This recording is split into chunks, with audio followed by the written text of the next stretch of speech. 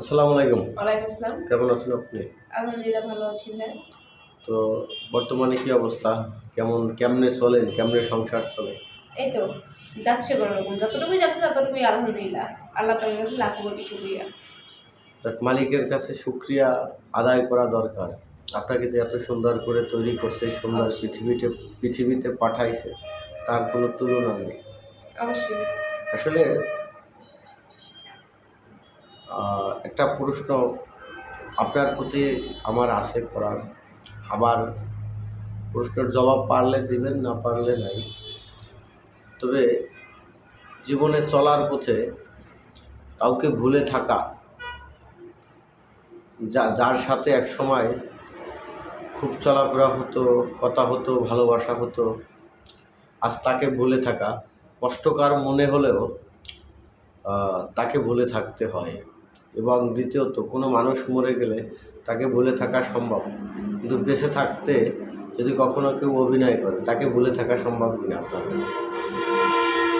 আমি বলব যে এটা কখনোই সম্ভব না যে তাকে ভুলে থাকতে পারে।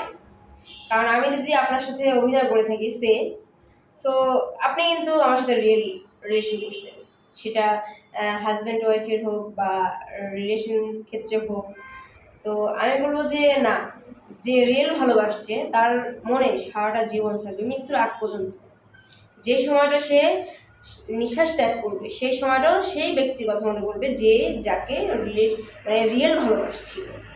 এক সময় আপনার টাকা ছিল না, হয়তো তার টাকা ছিল যাকে ভালোবাসছেন। আজ হয়তো তার চেয়ে 14 গুণ টাকা আপনাকে আল্লাহ দিয়েছে, কিন্তু তাকে ভুলতে পারেন না। কিন্তু তাকে ভোলার কোনো ওষুধ পাবেন কিনা? এটা যদি বলি তাহলে বলবো যে টাকা পয়সা দিয়ে আর যাই হোক কোনো সম্পর্ক টিকিয়ে রাখা যায় না বা কোনো সম্পর্ক ধরে রাখা যায় না। আজকে আমার টাকা আছে, আমি অনেক বিয়ে বাড়ির একটা মেয়ে সে, কিন্তু দুদিন পরে তো এরকম আল্লাপাক নাও রাখতে পারে, তাই না? জায়গা পজিশন চেঞ্জ করতে পারে। আর আজকে আছে বলে যে সে গরিবের ছেলে তাই আমি ইগনোর করব না। ভালোবাসাটা আসলে টাকা পয়সা দিয়ে বিচার করা যায় না। রিয়েল ভালোবাসা কখনো টাকা পয়সা ধন সম্পত্তি এগুলো দিয়ে হয় না, শুধুই মনের ব্যাপার। আমিও এক সময় স্বপ্নের ঘরে হারিয়ে যাই, আপনি কখনো জান কিনা? বুঝতে পারলাম না। আমিও এক সময় স্বপ্নের ঘরে হারিয়ে যাই, আপনি কখনো জান কিনা? ও আচ্ছা, হ্যাঁ যাই। ভালোবাসার পূর্ণতা আমরা মনে করি পাই। আমি বলি আমার এমন একটা মৃত্যু হোক, দেহগুলো ছিন্ন ভিন্ন হয়ে যাক, মিশে যাক সেই মাটির সাথে, ভালো থাকুক সেই ভালোবাসার মানুষগুলো। আপনার এটার অভিরুচি কি? আমার এই বিপরীতের কী কথা? আপনার এই বিপরীতের কথা বলবো যে আমি যে না, আমি নিজে ছিন্ন ভিন্ন হয়ে যাওয়া সে সুখে থাকবে এটা কখনোই না, পসিবল না। কারণ আমি চাই যে আমি যদি ধ্বংস হয়ে যাই তাহলে তাকে নিয়ে ধ্বংস হবো। কারণ আমি তাকে তো সত্যি সত্যি ভালোবাসছি, সে আমার সাথে ভালোবাসে, অভিনয় করবার যাই করুক, ভালো তো বাসছে সে, তাহলে আমার সাথেই থাকতে হবে। আমি এইখানে কোনো কম্প্রোমাইজ করতে পারবো না। আপনাকে যেই মালিক তৈরি করছে, আমাকে কি অন্য কেউ তৈরি করছে? না না, আমাকে যে সৃষ্টিকর্তা সৃষ্টি করছে আপনাকেও সেম একই সৃষ্টিকর্তা সৃষ্টি করছে।